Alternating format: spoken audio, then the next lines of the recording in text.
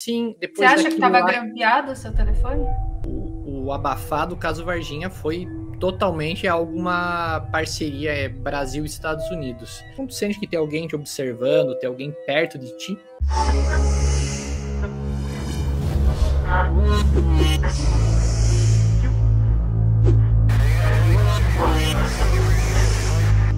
Já pensou você começa a investigar por conta própria o caso Varginha e de repente você é ameaçado? Pois é exatamente o que aconteceu com o Tom do canal Verdade Mundial. O vídeo de hoje é uma entrevista exclusiva com ele. Nesse vídeo ele vai contar pra gente tudo o que aconteceu durante essa investigação, as ameaças que ele sofreu e tem bônus. Umas fotos, porque o Tom é fotógrafo, né? Umas fotos que ele tira aí que aparecem umas coisas bem interessantes. Então, eu sou Carol Capel, vocês sabem muito bem, a sua entrevistadora de pessoas misteriosas favorita. Com vocês, Tom, do canal Verdade Mundial. Estou aqui com o Tom, do canal Verdade Mundial, e eu já quero começar, Tom, essa entrevista perguntando qual é a verdade mundial? Por que esse nome?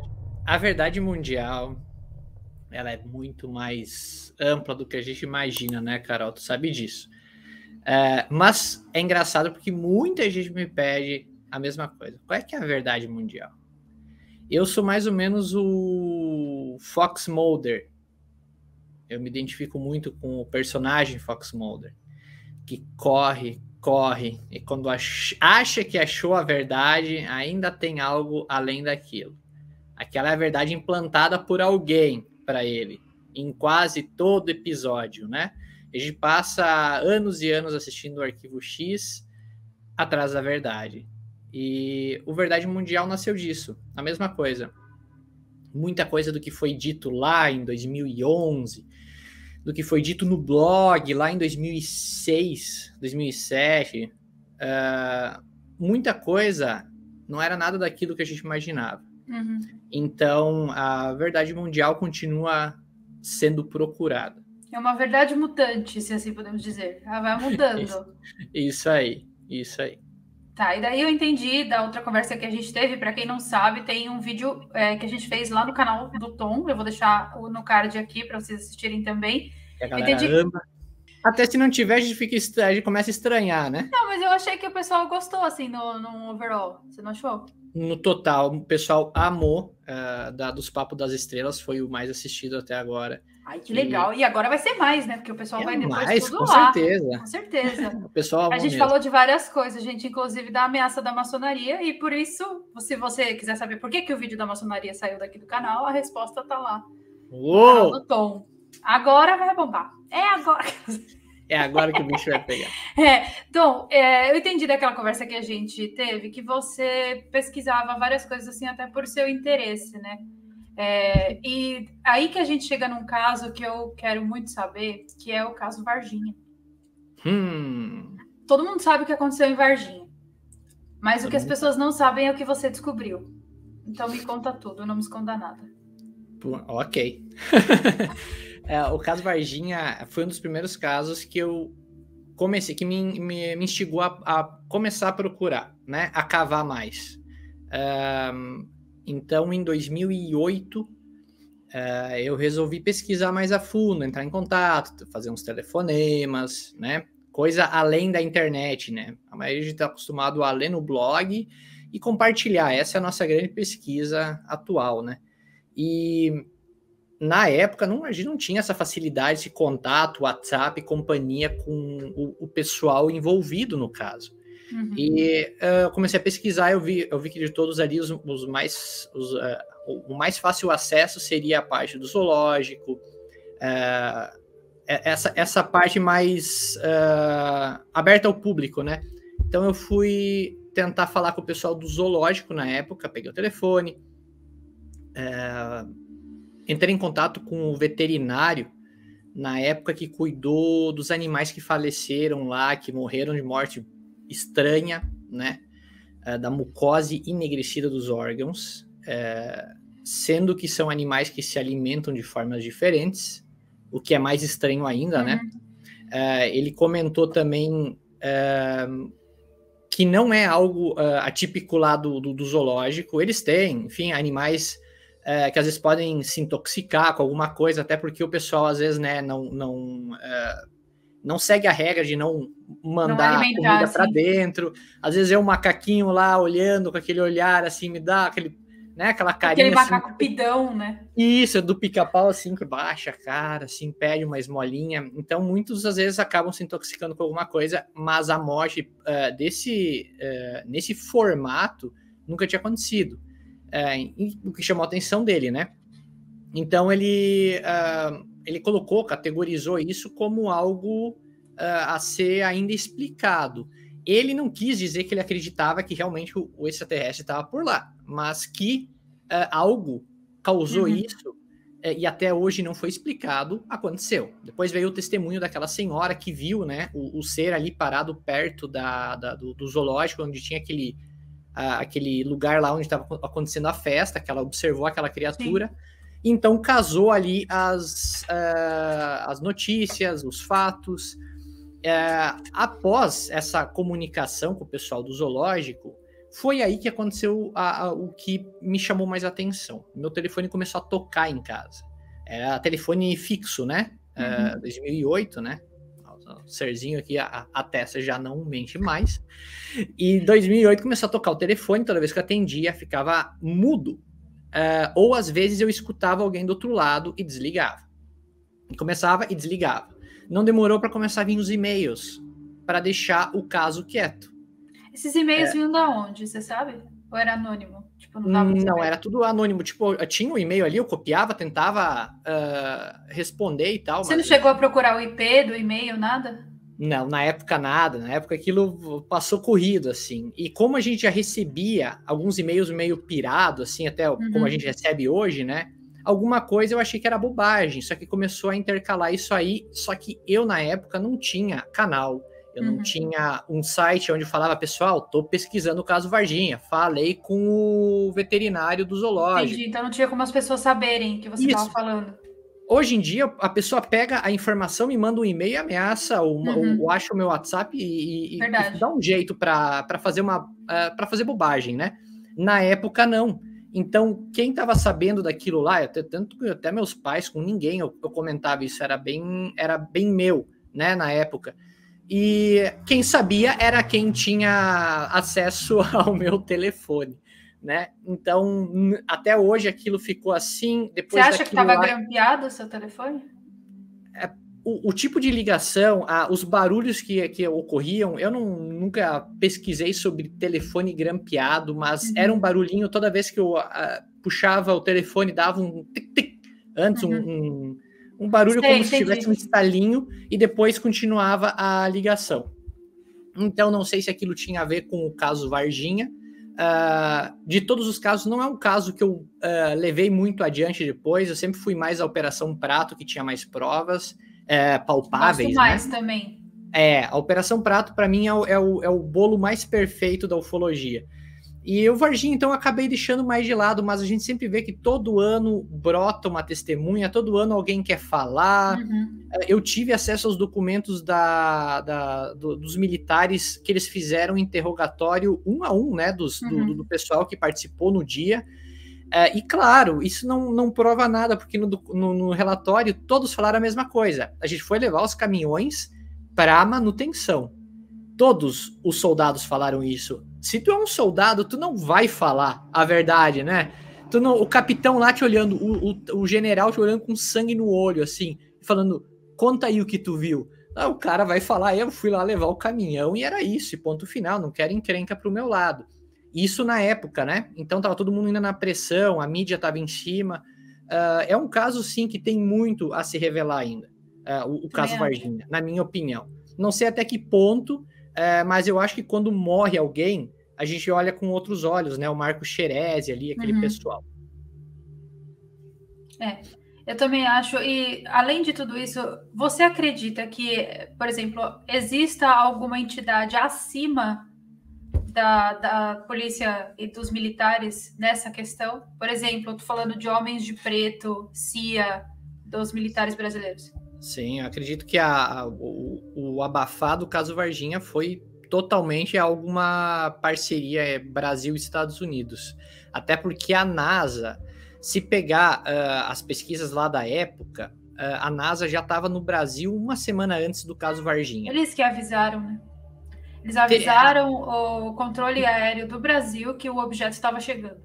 Isso aí. Eles sabiam que ia ter algum objeto não identificado no espaço aéreo brasileiro e que era para ficar ligado. Eles não sabiam onde é que ia acontecer, né? Uhum. Mas então eles já tinham essa ciência de que isso ia acontecer. E como tudo foi acobertado muito rápido, né? Desde a pegada dos corpos até a levada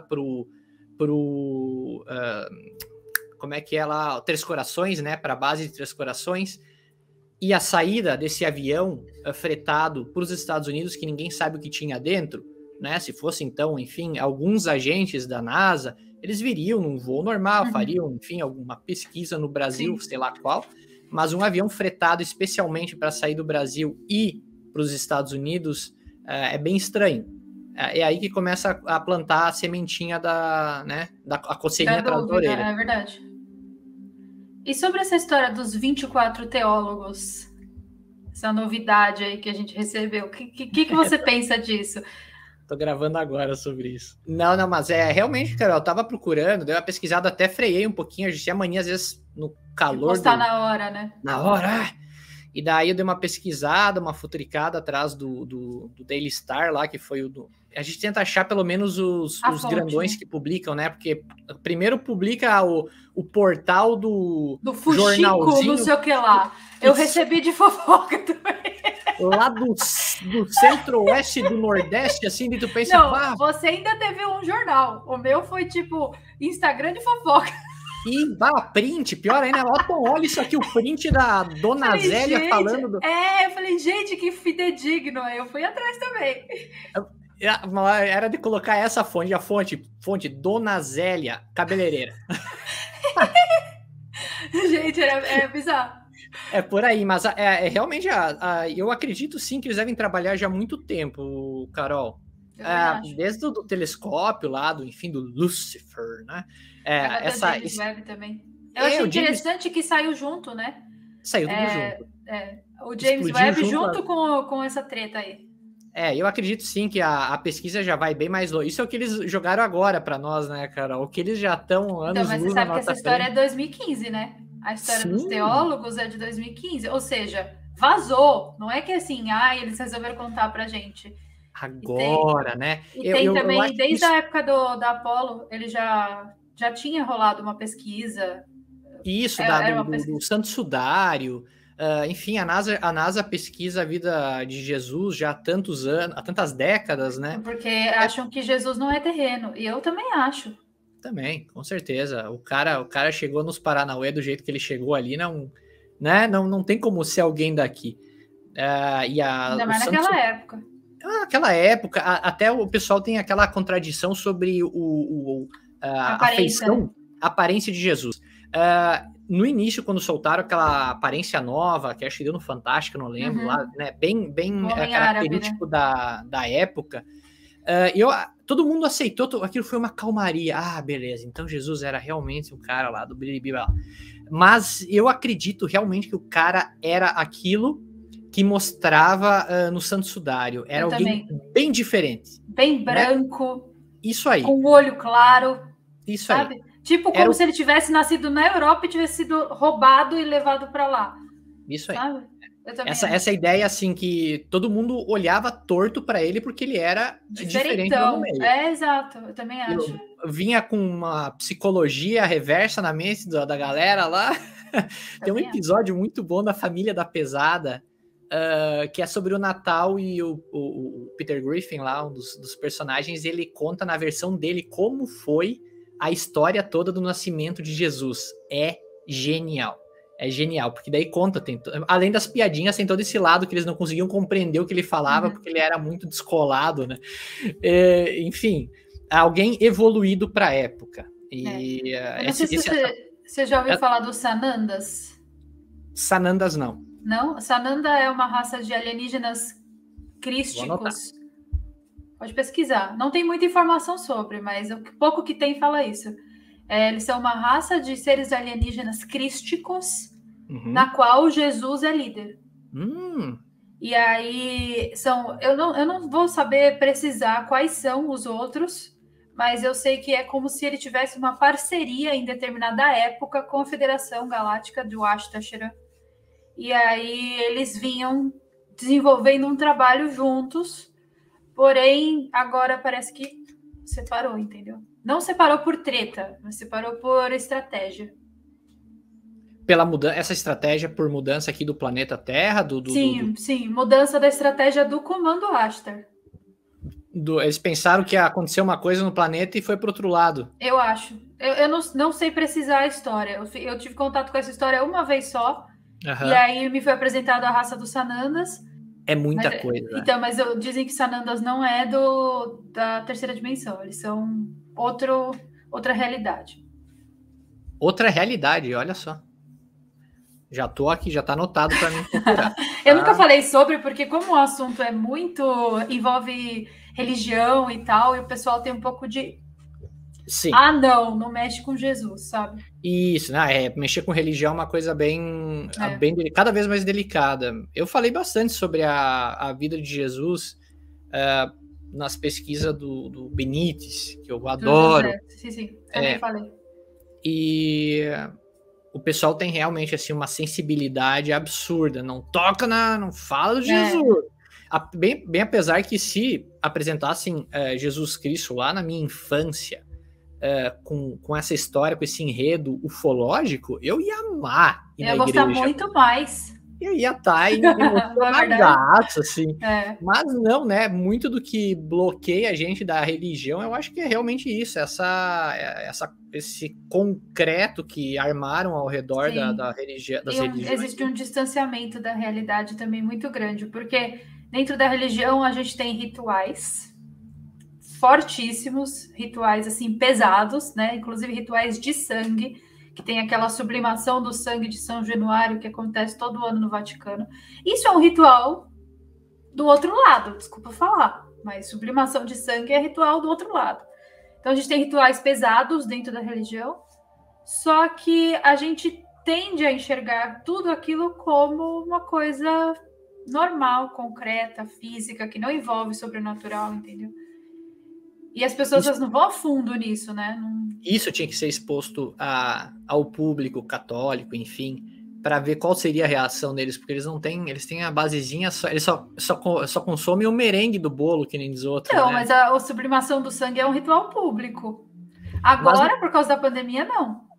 Mas é público. O cara vai lá na Praça do Vaticano, ele faz um paranauezinho lá, tipo, parece uma bússola, você já viu? Negócio. Sim, mas tu imagina, Carol, que tipo, isso acontecendo lá no Vaticano, mas e nas nossas igrejas aqui, que o pessoal vai todo domingo rezar? Não sei como é que é no teu país. É tipo isso. Eles são bem católico. E bem clássico. Aqui pelo menos na nossa região é assim, é isso aí, domingo, segue todas as datas festivas da Igreja Católica, tanto que a minha cidade, que eu moro, ela é bem regida pelo calendário da igreja. Aqui também. Então eles conhecem, que nem eu falei, eles comem o merengue do bolo, aqui é o rezazinho, e às vezes vem alguns padres de fora que já começam a plantar uma sementinha bem diferente sobre a vida, sobre o universo, e tu vê que quando toca no assunto, o povo fica tudo torcido, fica tudo errado.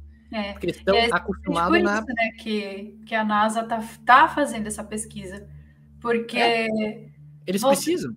Você perde a noção da existência de uma religião, entendeu? Para as pessoas mais questionadoras, isso faz uma diferença. Agora, para as pessoas assim que só estão lá porque estão lá e não sabem nem porque está lá, não faz diferença nenhuma, que eu julgaria que é uns 60%. Assim. É a massa, né? Nas suas pesquisas, nos trabalhos que você desenvolve para dentro do teu canal, você já viu alguma coisa que tem essa relação entre os três assuntos que a gente falou aqui, entre alienígena, entre religião e dimensões paralelas? Sobre as observações de luzes no céu, uma coisa a gente vê objeto voador não identificado, outra coisa é um fenômeno aéreo não identificado. Uma bola de luz que surge do nada, se cria do nada e fica ali parada. Outra coisa é tu ver a fuselagem daquele objeto, aquela coisa mais, não ribitada, mas tu vê que tem uma tecnologia mais próxima da nossa, que parece que veio, quem sabe, de outro planeta. Sim. E, enfim, né? E a gente entrou num consenso também que muito do que a gente vê não vem de outro planeta.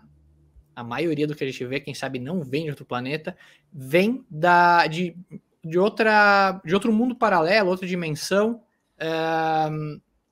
como se houvesse essa conexão, como se isso estivesse acontecendo em paralelo com nós, mas que eles estivessem cuidando, observando o que acontece do nosso lado. Quando eu tive a minha experiência, lá em 2005, que eu vi... eu quero detalhes dessa experiência. Sobre a minha casa, eu ainda estava estudando, estudava à noite lá no colégio, era junho de 2005, e era muito frio, mas muito frio. Eu lembro que eu estava amarrando os tênis, os cadarços lá, amarrando os cadarços, e eu senti um calor atrás aqui. Sabe quando tu sente que tem alguém te observando, tem alguém perto de ti? Eu senti a mesma coisa, Carol, no pescoço. Achei que era minha mãe e tal. Me virei, olhei, não tinha nada. Só que eu me virei e olhei para dentro de casa. Quando eu me virei e olhei para cima, que era o céu, que dava pro pátio lá de casa, tinha um negócio do tamanho de um campo de futebol. Só que eu não vi fuselagem, eu não vi nada. Eu só vi uma luz gigante, redonda.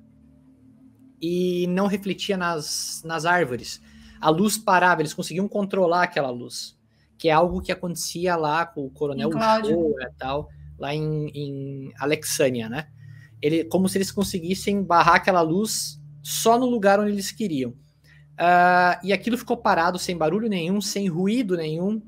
E, de repente, aquilo passou de um campo de futebol para uma estrelinha.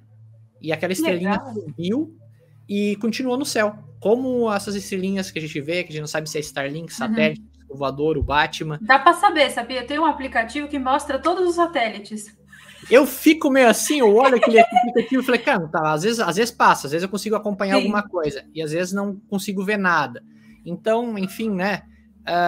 As várias camuflagens utilizadas hoje, que a gente pesquisa entre céu azul e céu escuro, aquilo lá me chamou muita atenção, cara. Até hoje eu não sei se aquilo veio de outro planeta, se aquilo foi algo que se abriu ali, apareceu. Um portal, assim? Um portal.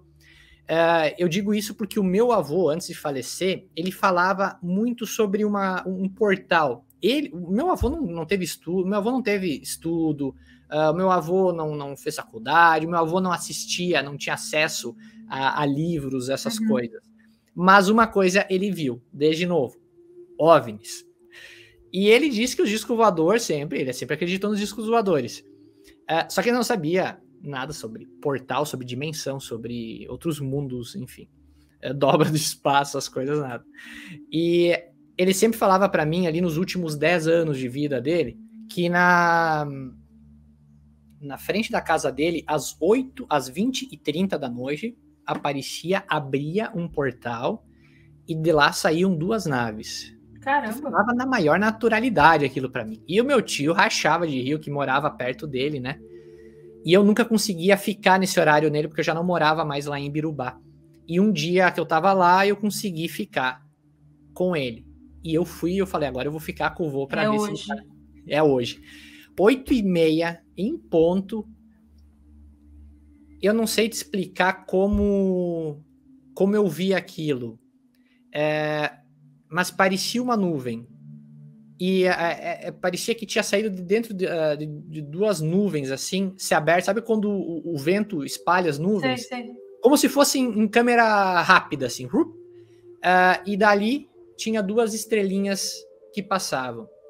Depois ali não duvidei mais do meu avô. E é outra coisa que eu questiono. O que era aquilo? Se era um portal? Se era quem sabe, um satélite que passa às 20h30 toda noite lá? Mas pra abrir as nuvens assim, estranho, né? Tudo muito estranho, Carol. Coisas que eu não consigo explicar até hoje. E aí vem o questionamento, que eu acredito que isso seja algo relacionado a outra dimensão.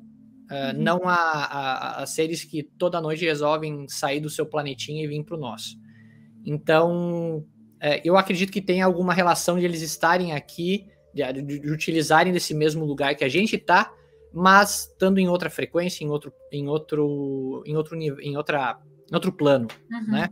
E que pode ter ligação, então, com os espíritos, muitas vezes, que a gente vê, né? Concordo. Que a gente acha, beleza, tem o lado do Chico Xavier, eu sou tenho meu lado mais da espiritualidade. Nosso lar é um ótimo estudo para entender isso, e não deixa de ser um outro mundo, na minha opinião, né? Na minha também. Eu não vou muito pro lado da religião porque eu não curto, mas eu já estive dentro de centro espírita e eu conheço todo o Paranauê, toda a doutrina. Então, para mim, é o mais próximo de uma religião que faria sentido, entendeu? De uma explicação. Se eu fosse religiosa, entendeu? Então, faz sentido realmente. Tem algumas coisas que acontecem que elas dividem essa dimensão. E aí, tem até um livro aqui. Cadê? Aqui. Que no episódio que eu gravei com o Tom, ele indicou um filme para mim. Então agora eu queria indicar um livro, que também tem série. A série é o mesmo nome, é His Dark Materials, que fala exatamente sobre essa membrana que divide as realidades. A série, se eu não me engano, é da BBC. O livro é do Bill Pullman. E é muito interessante porque eles mostram 3 lugares acontecendo simultaneamente, em 3 realidades diferentes, e como uma realidade interfere na outra. Caramba, e tu acha, Carol, que esse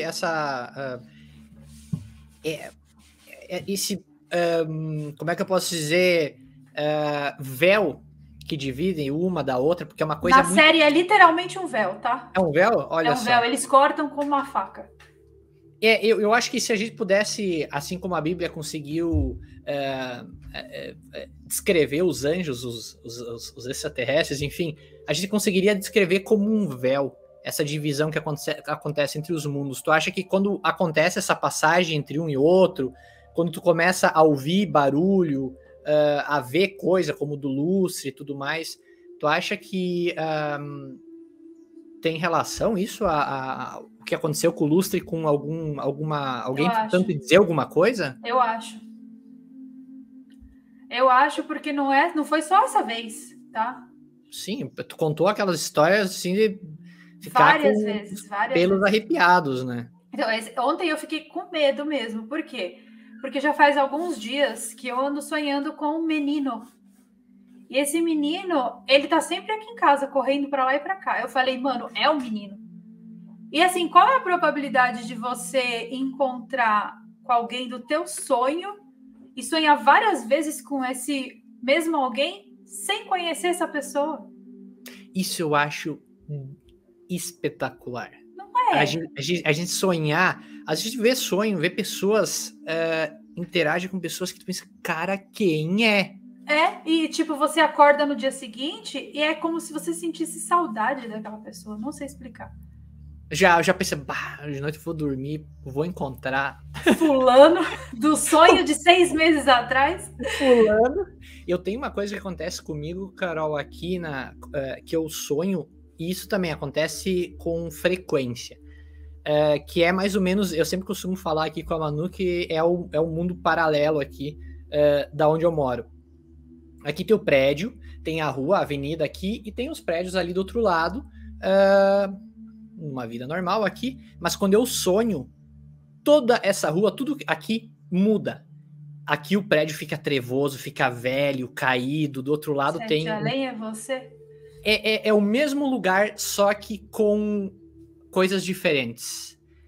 E é igual, todo sonho é igual, é perfeitamente, eu já sei a rua onde eu vou subir em cada sonho, eu já sei o que eu vou encontrar, o prédio, como ficam as escadas, e eu fico olhando às vezes para fora aqui, quando eu tô na rua, eu fico, cara, ali tem o prédio tal, e o prédio tal é assim em outro mundo. Sim. Só eu falando essas coisas sozinho ali no Não, mas eu vou te contar uma experiência que eu tive em projeção astral que você vai ver que realmente faz sentido. E é muito interessante. Então, você já fez projeção astral? Sim. Já e fiz. você conseguiu? Teve desdobramento? Olha, a vez que eu fiz, já faz muitos anos, eu não cheguei... a minha ideia, eu peguei dos livros para ir para outro planeta, tá? E não consegui chegar. Mas eu consegui sair do corpo, o que foi uma das experiências mais absurdas que eu tive. Tu entender que tu saiu do teu corpo Olha... É bizarro. É bizarro. É bizarro o poder do que aquilo pode fazer. Sim. Mas nunca consegui chegar onde eu queria. A ideia do livro lá era ir para outro planeta, era se desdobrar, conhecer outros seres, mas eu não consegui nada disso. Então, quando eu comecei a pesquisar sobre isso, foi em 2012, que eu vi uma entrevista no Jô Soares, de uma mulher que era projetora, não vou saber falar o nome dela. Mas aí eu comecei a pesquisar e eu acabei caindo no Instituto do Wagner Borges, que inclusive já entrevistei aqui. E aí, ele é muito gente boa. E aí, pesquisando e lendo sobre o assunto, dizem que quando você começa a ler sobre esse assunto, você começa a já fazer as técnicas mesmo sem fazer precisamente, né? E eu estava fazendo clareamento dental, então eu coloquei a plaquinha do clareamento e botei meu celular para despertar em 1 hora, que era para quando eu ia ter que tirar, e eu acabei pegando no sono. E aí eu me desdobrei dentro dessa projeção ali que eu estava no meu quarto, e eu saí, Tom, num corredor que existia dentro do meu quarto, na minha casa no Brasil, em São Paulo. Então, eu olhei para trás, eu não entendi o que estava acontecendo. Eu pensei que eu estava sonhando, mas eu olhava para trás e eu via a minha cama, eu deitada e dormindo. E eu olhava para frente e tinha um corredor no meu quarto. Atravessava assim, tipo, transversal o quarto. Só que não era só isso. Nesse corredor passava muita gente, tipo, por um lado e para o outro, pessoas com pastas na mão, homens de sobretudo preto. Parecia que eu tinha entrado no Ministério da Magia. Só que eu nunca nem tinha assistido Harry Potter nem nada. Mas para o pessoal ter uma ideia, sabe que o pessoal entra na privada, sai no Ministério da Magia e fica passando para lá e para cá? Era tipo aquela cena. Só que aquilo estava... gente com as pastinhas. Isso, só que aquilo estava acontecendo dentro do meu quarto. E aí eu estava meio que de fora desse corredor. No que eu entrei nesse corredor, um homem trombou, assim, desse lado aqui comigo, assim. E aí ele derrubou a pasta dele, ele abaixou, pegou a pasta, virou para mim e falou: você não deveria estar aqui. E nisso eu comecei a sentir meu dente pulsar, porque clareamento dói, né? Eu comecei a sentir o dente pulsar. E aí cada pulso que dava, eu ia voltando para dentro de mim, sabe? E aí eu fiquei com medo e não fiz mais projeção astral até 2019. De 2012 Caramba. A 2019. Eu quero essa projeção aí. Por favor, me mande essa projeção.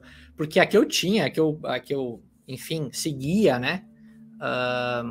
Isso foi sei lá, meu Deus, faz tempo. Eu tinha uns 19 anos quando eu fiz isso.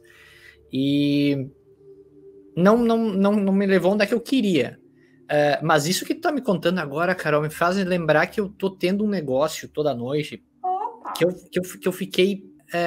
ontem à noite aconteceu de novo. E eu fiquei matutando o que seria isso. E agora tu falou isso, que tu saiu na tua casa. E me despertou isso aqui. Toda vez que eu deito, agora, quando eu deito, coloco para dormir assim, que eu falo, enfim, tento limpar o pensamento, eu caio em algum ponto de algum lugar que eu conheço. Tipo, ontem à noite foi na casa da minha ex-casa da minha avó, em Entre Rios do Sul.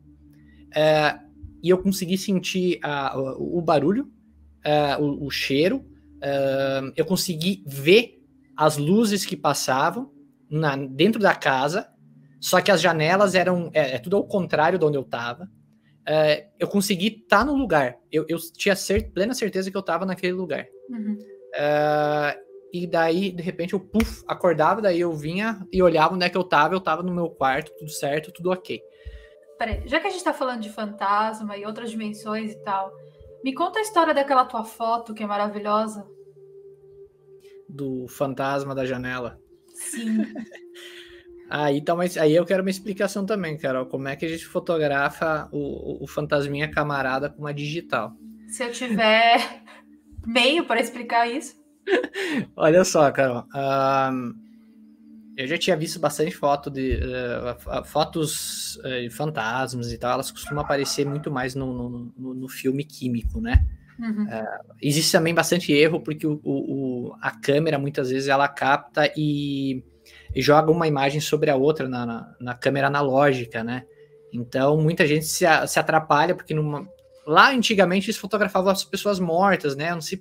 Era bizarro. Era vitoriana, assim. Isso. E aqui, pelo menos no estado, ainda acontecia isso. Rolava de eles fazer foto do caixão. Aqui no Rio Grande do Sul tem muita foto nas casas. Tu vai naquelas casas antigas italianas, aí tem foto da família.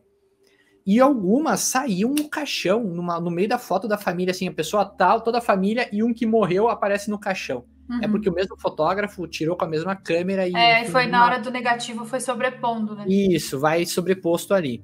Só que na digital não acontece mais, então a galera fica muito... A 99,5 ali vai ser farsa, né? E daí, quando eu fui morar em Nova Prata, 2010, o que me encantou na cidadezinha é que ela é toda antiga, né? Então os prédios são muito velhos lá. E esse é um dos principais e mais antigos que tem lá. Era numa esquina ali da prefeitura, bem cidadezinha cenográfica, assim. E tinha até a idade do prédio lá, eu não lembro agora qual é que é a idade do prédio. E eu fui tirando foto, como eu sempre fiz lá em Nova Prata. O que me encantava eram os prédios e ia tirando foto. Toda vez que eu tiro foto, eu sempre observo se tem alguém me observando. Se tiver alguém me observando, eu vou lá pedir, por favor, deixa eu tirar uma foto, eu posso tirar foto da sua casa e tal, né? Como é no centro da cidade, enfim, é público, eu tiro foto. Público, sim. Tirei foto da casa, tirei foto da frente da casa, dos lados, até no dia depois choveu, ficou bem legal. Só que quando eu fui para casa, eu fiz a exportação dos arquivos, fui lá, mexi, futriquei. Só que nessa eu encontrei a mulher na janela. Eu vou botar a foto aí pra vocês. Ó. Essa moça aqui. Nossa, é muito perfeito. Será que não era um manequim, não? Aí que tá. Deixa eu te contar então, Carol. Essa casa, nessa parte aqui, essa é o segundo piso da casa, tá? Uhum. Aqui embaixo ainda tem eles usavam como loja. Agora essa casa foi destruída. Depois eu vou te contar uma coisa que eu não contei ainda para ninguém, nem lá no meu canal eu falei. Eita, inédito, pô. Inédito, eu descobri semanas atrás sobre isso, tá? Nessa casa aqui embaixo tinha as lojas, aqui em cima era totalmente fechado, ninguém mais mora ali. Tá? É uma casa antiga, era da família e ninguém mais mora ali.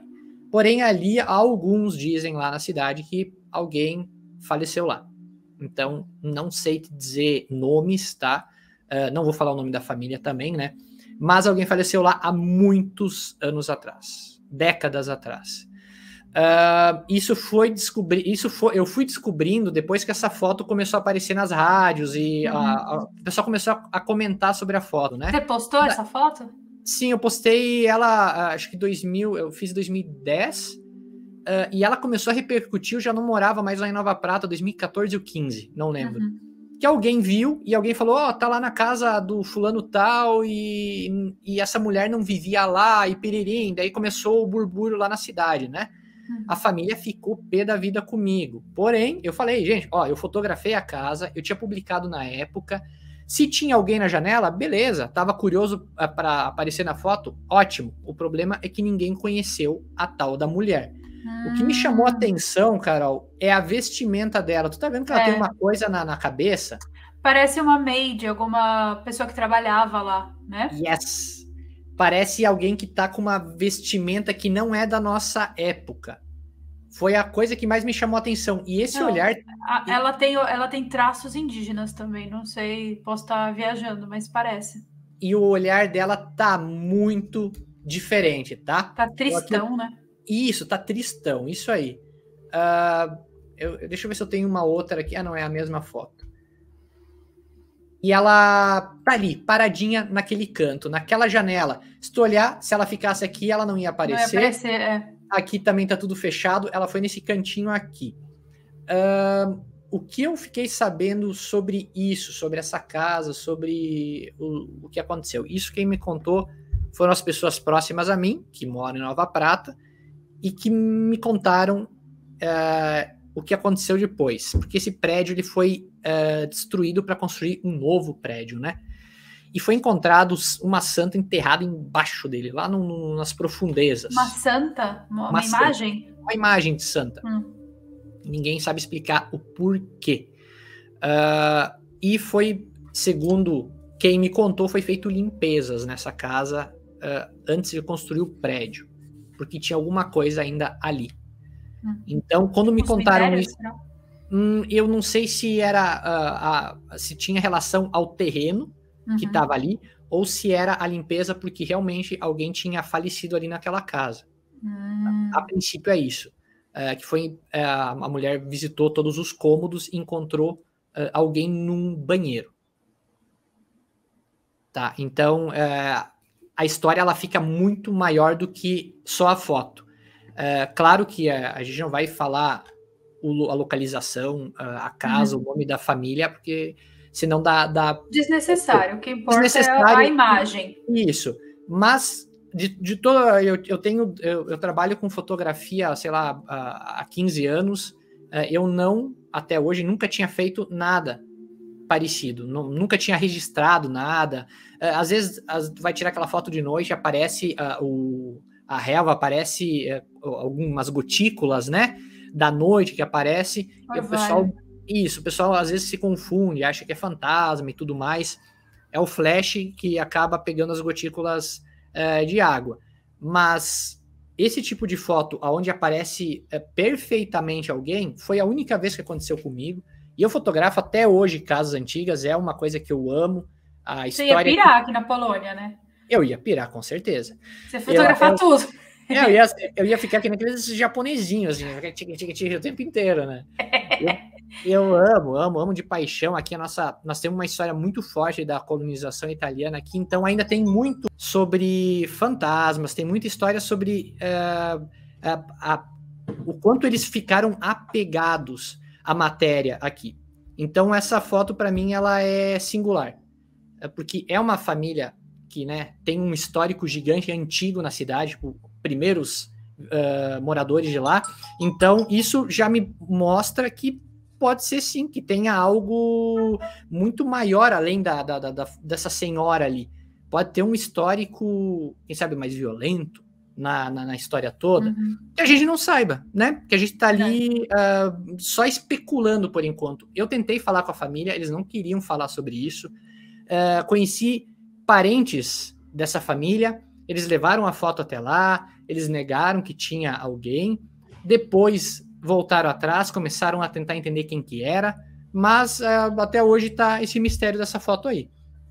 E, que nem eu te falei, esse véuzinho que tá entre nós aqui, entre os mundos, não sei se isso aí foi rasgaram com a faquinha o véuzinho e meteram o carão para fora. Eu sei que foi feita a foto e, enfim, tá aí esse registro com essa expressão que também não é uma expressão que eu vejo aqui na Serra Gaúcha. As pessoas, os italianos aqui são muito receptivos, são sempre felizes. Eles são assim mesmo, aqui também. Isso, eles são muito família. Então, quando acontece isso e alguém me olha desse jeito numa casa, eu no mínimo, eu tenho que começar a questionar alguma coisa, né? Foi a única vez que aconteceu, então essa fica enfim, fica para a história, né? Eu, assim, a gente já teve casos de sentir alguém falando, vai pra janela. O cara ir pra janela e ver um negócio passar no céu, assim, e parou aqui na nossa janela aqui de trás, essa aqui, gigantona. Parar um objeto vermelho e pulsante, assim, e a gente sentir que estava sendo observado. A gente sentir, algumas vezes, essa energia em casas antigas, até a gente ia comprar uma casa com terreno, e tinha uma casa que foi uma das primeiras casas com banheiro, como é que se diz, o banheiro junto da casa, aqui na cidade. Latrina, né? Isso. Era tipo a casa na época. E daí eu vi que a mulher tava ela tava assim, grudada na casa, a que ia vender. Ela falou, não, porque aqui a minha família cresceu, viveu, olha as fotos.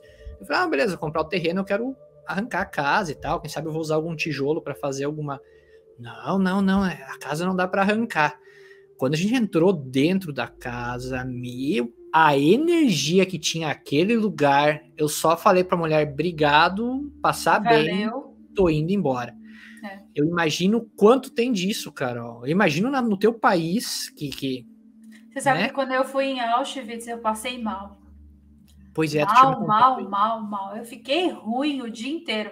O bom é que eu tava com amigos, né? A gente tava com muita fome, a gente saiu de lá, foi comer e a gente distraiu a cabeça, sabe? Mas o tempo que eu estive lá, que foi umas 4, 5 horas, nossa, foi uma experiência péssima. Eles dão acesso aos tudo.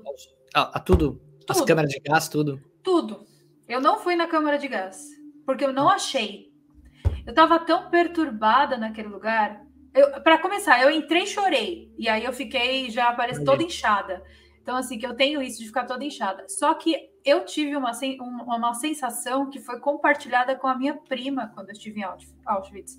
Porque, assim, eu tava andando lá, tava muito frio e tava vazio. Então, a gente andava pelos lugares e ia vendo, porque cada pavilhão conta a história de determinada época ou de determinado povo.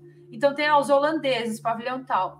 Os japoneses, pavilhão X. Então, vai contando a história, porque tinham encomendas. Tipo, as pessoas mandavam encomendas para Hitler como presente. Essas encomendas eram judeus em outros países.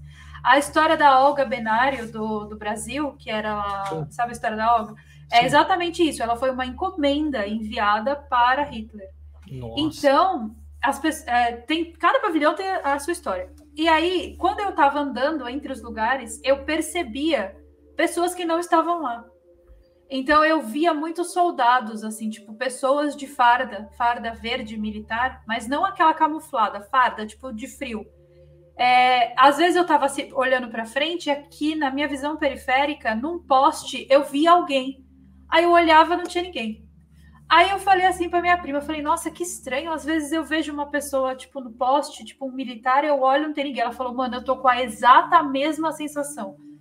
Tipo, que toda hora, assim, era como se tivesse a polícia ali, como se aquelas pessoas, elas estivessem ali ainda. Eu não sei explicar, mas a sensação era horrorosa. Pode falar, me dá um embrulho. Eu acredito que elas estavam ali mesmo, porque... Assim, mas eu não tô falando das pessoas que estavam no campo, como... lá concentrados. Estou falando da polícia. Eu via muito a polícia ali, sabe?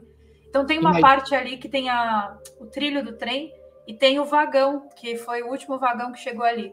Naquela parte, acho que eu passei o maior frio da minha vida. Eu tava um frio, assim, que não era muito frio. Tipo, eu tava 4 graus, que não é muito frio. Tipo, hoje tá menos 7. Só pra você ter uma noção, que não era frio. Só que o descampado dali e a sensação era, tipo, de muito mais frio. E no que eu entrei e olhei para o trilho, eu vi essas pessoas andando, eu não sei explicar. E aí a minha prima teve a mesma sensação. E eu já fui pesquisar na internet e descobri que outras pessoas que visitam lá têm essa sensação de ver soldados ali. É muito esquisito. A sensação é horrível. E eu vou pelo lado espiritual, assim. Realmente eu acredito que tenha uma conexão dessas pessoas estarem ali presas ainda, ou numa outra dimensão, num outro mundo ali paralelo, ainda presas no negócio, ou enfim, no lado espiritual, kardecista lá, de estarem ainda impregnadas na matéria. A impressão que eu tive... A impressão que eu tive é que eu estava tendo acesso à história do local, como se fosse um acástico, sei lá. Que é como se você estivesse lá e você acessasse o passado. Voltasse no... Exato. Essa massa. foi a impressão que eu tive. E tu acha que tem alguma ligação desse lugar também? Acho isso que o pessoal vê tudo, sente, enfim, a energia, o que o psicológico trabalha ali ao redor também. Tu acha que tem alguma coisa a ver com a massa? De todo mundo tá na mesma vibe? Todo mundo pensando, uma egrégora, você fala? Eu acho que tem. Mas assim, eu acho que quando a pessoa consome muito conteúdo sobre isso, por exemplo, eu não sou o tipo da pessoa que assiste filmes de Segunda Guerra Mundial, nunca fui muito ligada, mas tem gente que é muito ligada com isso. Tem o marido de uma amiga minha, que ele foi até na praia do resgate do soldado Ryan, porque ele queria estar ali, entendeu? E ali também dizem que é um local bem, bem complicado, mas eu nunca fui ligada em saber disso. Então, quando eu estive lá, eu não sei se eu estive contagiada pela massa das pessoas que estavam pensando, porque não tinha muita gente. A gente foi, tava vazio.